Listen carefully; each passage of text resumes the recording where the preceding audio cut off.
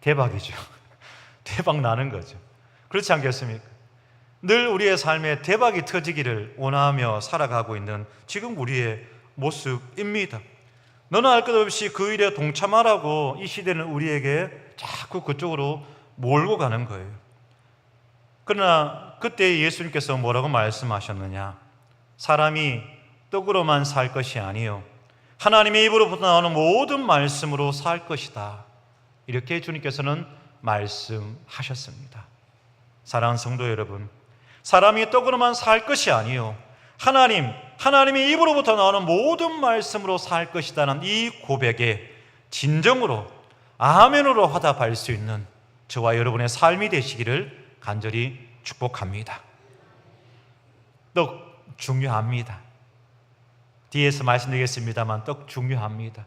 그러나 떡에 끌려다니는 삶이 아니라 말씀으로 그 떡을 끌고 다니는 삶, 그 삶을 하나님께서는 우리에게 원하신다라는 것이죠. 그렇기 때문에 오늘 우리에게 일용할 양식을 주시고 그리스도인들 중에서 우리가 먹을 양식을 위해서 기도하는 것이 과연 하나님의 뜻인가? 하나님 기뻐하시는가? 이렇게 또 생각하는 사람들도 있습니다. 너나 할 것 없이 정신없이 떡을 향해서 달려가고 있지만 정작 교회에 와서는 조금은 믿음 있는 척 하면서 일용할 양식을 위하여 기도하는 것이 조금은 어떨까요? 조금은 낮은 신앙의 수준이다, 그렇게 생각하는 사람들도 혹 가끔씩 있습니다. 너희는 먼저 그의 나라와 그의 일을 구하라. 그리하면 이 모든 것을 너희에게 더하시리라. 아멘 하면서 우리가 하나님의 의, 하나님의 뜻, 우리가 지난주 보았던 것처럼 하나님의 나라, 하나님의 정의, 이것만 이야기하는 사람들도 있습니다. 물론 먼저 그의 나라와 그의 의를 구하는 것, 그건 맞습니다. 그러나 그렇다고 해서 우선순위는 맞지만, 그러나 우리가 무엇을 입을까, 무엇을 마실까, 이것을 위하여서 기도하는 것 결코 잘못된 것이 아니더라라는 것을 말씀을 통해서 오늘 말씀드리고자 합니다. 뭐냐? 축복과 창대와 번성과 충만, 이러한 것들을 기복주의 신앙이라 말하기도 합니다. 그래서 주기도문에 나오는 이 일용할 양식을 위해서 기도하라라는 것은, 일용할 양식은 신령한 양식, 하나님의 말씀이다, 이렇게 해석하는 이들도 있습니다. 물론 하나님의 말씀도 우리가 매일매일 취해야 할 양식임은 분명합니다. 매일매일 하루를 시작할 때 하나님의 말씀으로 시작합니다. 그러면 그 하루의 삶이 달라집니다. 때문에 매일매일 하나님의 말씀을 가까이 하고 그 영적인 양식을 취하는 것 중요합니다. 그러나 우리 주님께서 가르쳐 주신 주기도문 속에서 너희는 일용할 양식을 위하여 기도하라 하는 이 양식은 우리가 먹는, 우리가 취하는, 일용할, 입술로 먹는 그 육신의 양식을 의미합니다. 그러면 주님께서 왜 이 기도를 우리에게 가르쳐 주셨으며 우리는 왜 일용할 양식을 위하여 기도하여야 하느냐? 하나님께서 당신의 형상을 따라서 사람을 창조하시고 그리고 그에게 복을 주시며 말씀하실 때 뭐라고 말씀하셨느냐? 너희들은 생육하고 번성하고 땅에 충만하라 라고 우리에게 명하셨습니다. 이것이 창세기 1장 27절과 28절 말씀이고, 이러한 말씀은 노아의 때 또 아브라함 때에도 비슷한 말씀이 그대로 이어집니다. 하나님이 자기 형상 곧 하나님의 형상대로 사람을 창조하시되 남자와 여자를 창조하시고 하나님이 그들에게 복을 주시며 하나님 그들에게 이르시되 생육하고 번성하고 땅에 충만하라 하였습니다. 사랑하는 성도 여러분, 여러분의 삶이, 여러분의 가정이 생육하시고 번성하시고 땅에 충만하시기를 간절히 축복합니다. 이것은 하나님을 믿는 이로서 당연한 의무이며 권리입니다. 반대로 권리이며 의무입니다. 내가 믿는 사람인데 괜히 점점 빼면서 하나님 나라 봐, 하나님 뜻, 하나님의 사랑, 이것만 너무 이야기하지 마시고 내가 하나님의 사람으로서 생육하고 하나님의 사람으로 번성하고 하나님의 사람으로 충만한 모습을 살아가는 것, 이것은 믿는 자로서의 권리이기도 하고 의무이기도 합니다. 그렇게 살아가야 한다는 거예요. 지난주 중에 오늘 또 특별하게 또 우리 백 집사님 오늘 또 이렇게 오셨는데, 지난주 중에 백 집사님 이전할 공장에 가서 한번 예배를 드렸습니다. 1년 전에 딱 이맘때에 정말 대학볕에 그늘 하나 없는 그런 벌판이었는데, 그 빈 땅이었는데 1년의 사이에 큼직한 건물이 들어서 있는 모습을 보았고, 그 가운데 집사님의 수고를 격려하며 합력하여 선을 이루시는 하나님을 찬양하며 함께 기도하였습니다. 그래서 그 자리에서 축복하였습니다마는 백 집사님과 그 가정과 그 터전 위에 생육하고 번성하고 충만한 은혜가 있기를 축복합니다 라고 축복하였습니다. 그런데 이 축복은 그 가정만을 위한 것이 아니라 여러분 모두에게 동일하게 축복합니다. 우리 모든 평강교회 성도들의 가정과 일터마다 생육, 번성, 충만의 복이 가득하기를 간절히 축복합니다. 그런데 정말 문제는 뭐냐? 물질 앞에서의 태도입니다. 좀 더 우리가 기도해야 할 제목은 뭐냐? 물질을 얻는 올바른 방식입니다. 이스라엘 백성들은 우상에게 절을 해야 풍요로울 수 있다라고 생각했습니다. 그들은 노예처럼 살았지만 배불리 먹을 수 있었다는 것에 매여서 애굽이란 땅을 다시 그리워하기도 하였습니다. 오늘날 이 자본주의가 판을 치는 논리 속에서 서로 속고 속이고 남과 악착같이 경쟁해서 이기고 넘어뜨리고 딛고 올라가야 더 많은 물질을 얻을 수 있고 취할 수 있다고 많은 이들이 생각을 합니다. 또 실제로 그런 모습들이 많이 있습니다. 돈이라면 무엇이라도 할 기세입니다. 정말 돈이라면 무엇이라도 할 기세입니다. 이러한 상황 속에서 우리에게 일용할 양식을 주시옵소서, 일용할 양식을 위하여 기도한다는 것, 어떤 의미일까? 일용할 양식이란 우리의 탐심을 만족시켜주는 호화로운 음식을 의미하는 것은 아닙니다. 양식이란 것은 헬라어로 토알톤, 그 떡, 이런 의미라고 합니다. 그래서 유대인들이 먹던 좀 보잘것없는 밀떡 그 하나, 그것도 여러 개도 아니고 그 밀떡 한 개의 떡을 이 양식이다라는 표현으로 이야기를 합니다. 아까 말씀드렸습니다만 너희는 먼저 그의 나라와 그의 의를 구하라, 그리하면 그의 모든 것을 너희에게 더하시다. 그 말씀 앞에서 일용할 양식을 위하여 기도하는 것에 대해서 조금 인색했던 사람들이 있다라고 했는데, 저 또한 그런 자였던 것 같습니다. 목사로 살아오면서 일용할 양식을 위한 기도에는 사실 익숙치 않았습니다. 그러면 있으면 있는 대로, 없으면 없는 대로 그냥 그렇게 지냈던 것 같습니다. 그런데 그렇게 살아오다가 하나님이 일용할 양식을 주시옵소서, 그렇게 간절히 기도할 수밖에 없는 상황이 또 살아가다 보니까 생기더라고요. 일용할 양식을 주옵소서, 간절히 그렇게 하나님 앞에 엎드려 기도할 수밖에 없는 그런 상황이 생기더라고요. 그 상황 가운데서, 그 상황도 힘들었지만 일용할 양식을 위해 기도해야 한다는 것이 되게 당황스러웠습니다. 왜? 익숙지 않았어. 그러면서 생각이 좀 정리를 좀 하였습니다. 뭐냐? 그때 생각을 정리한 것이 want와 need의 차이를 분별하자, 이런 마음이었습니다. want라는 단어가 있고 need라는 단어가 있는데, want라는 것은 꼭 필요하지는 않지만 가지고 싶은 것, 없어도 살아갈 수 있지만 조금 있었으면 좋겠다 싶은 것, 그런 게 want라는 겁니다. need라는 것이 있습니다. need라는 것은 뭐냐?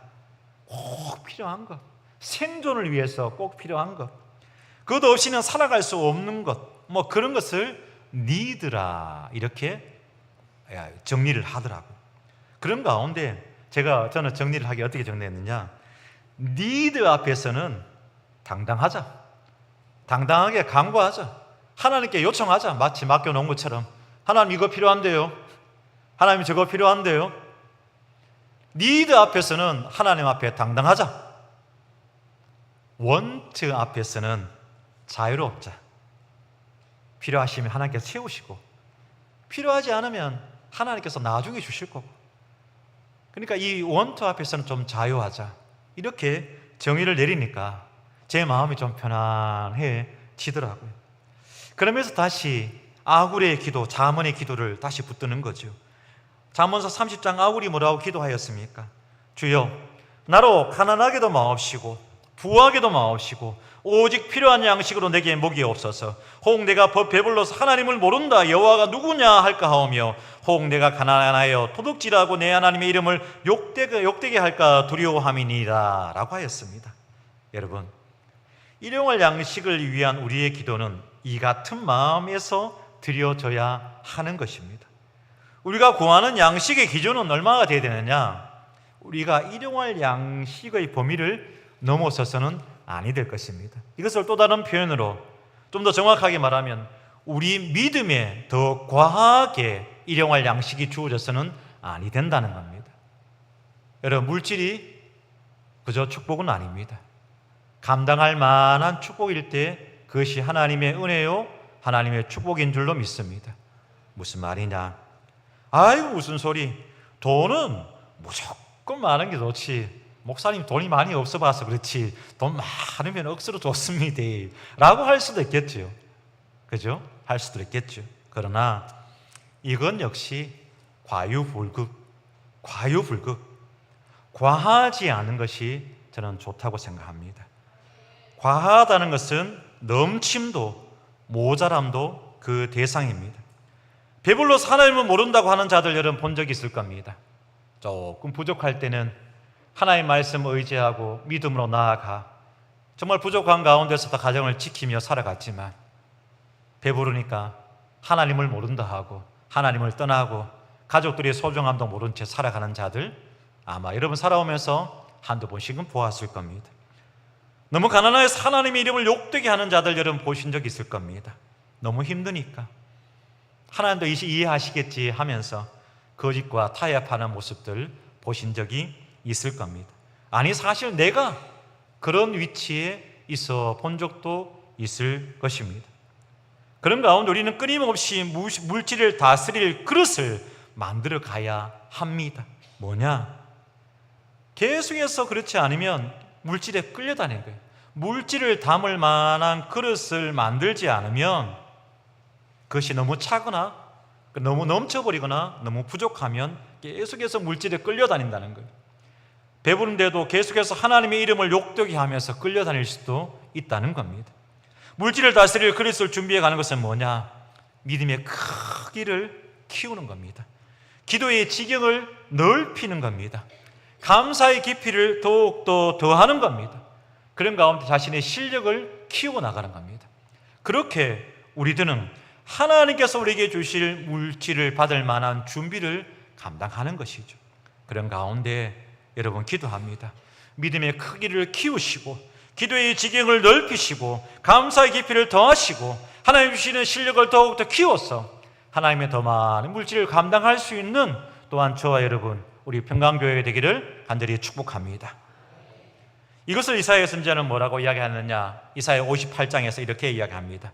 너희가 멍에와 손가락질과 허망한 말을 제하여 버리고 줄이고 아픈 자들과 함께 마음 나누고 물질을 나누면 내 빛이 흑암 중에서 떠올라 내 어둠이 낮과 같이 될 것이요 여호와가 너를 항상 인도하여 메마른 곳에서도 내 영혼을 만족하게 하며 내 뼈를 견고하게 하리니 너는 물된 농산 같겠고 물이 끊어지지 아니하는 샘 같을 것이라 하였습니다.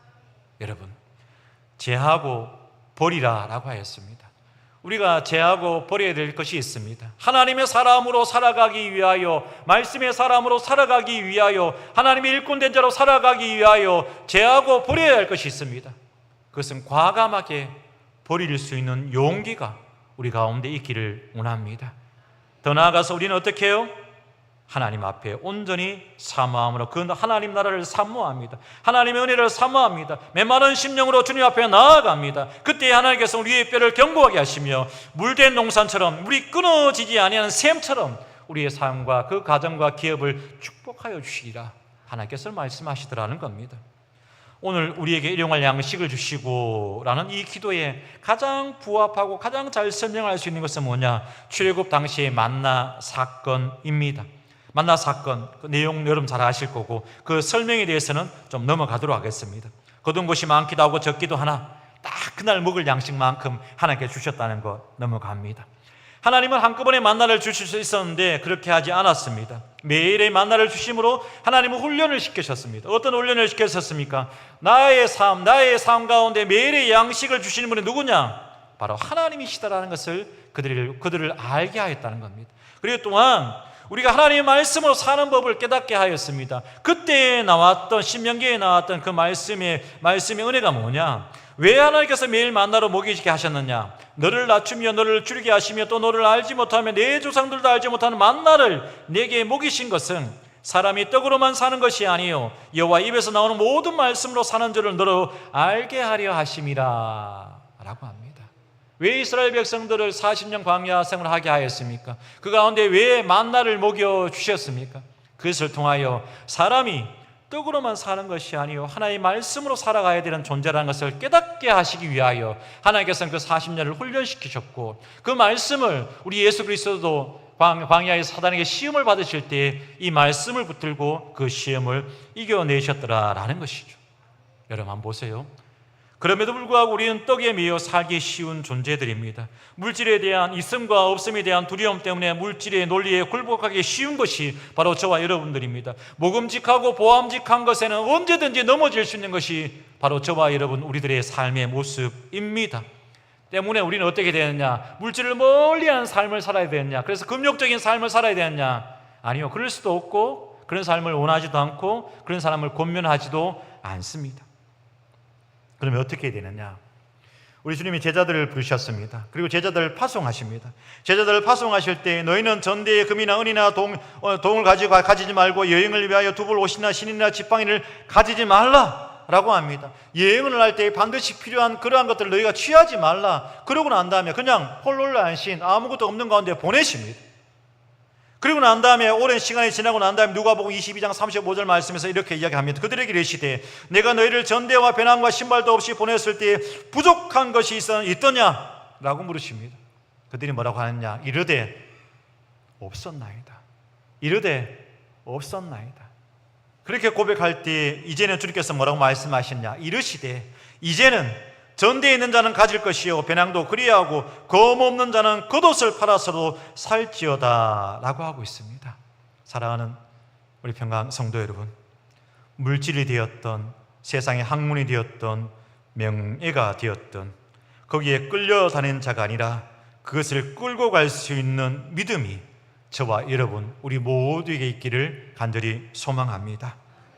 물질은 쉽게, 돈은 쉽게 표현해서 돈은 우리의 삶과 신앙에서 매우 중요합니다. 그것을 어떻게 생각하고 사느냐에 따라서 그의 삶과 신앙을 평가할 수도 있습니다.